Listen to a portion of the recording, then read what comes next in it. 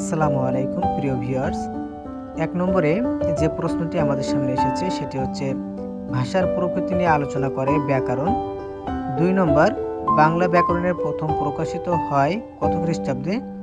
বাংলা ব্যাকরণ প্রথম প্রকাশিত হয় ১৭৪৩ সালে। ইংরেজি ভাষায় লেখা প্রথম বাংলা ব্যাকরণের রচয়িতা কে?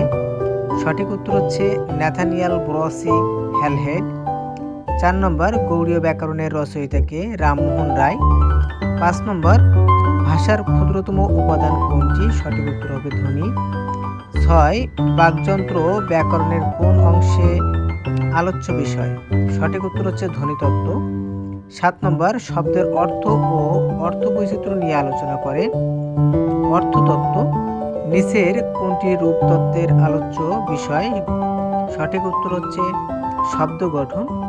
বাচ্য ও উক্তি ব্যাকরণের কোন শাখায় আলোচিত হয়? সঠিক উত্তর হচ্ছে বাক্যতত্ত্ব।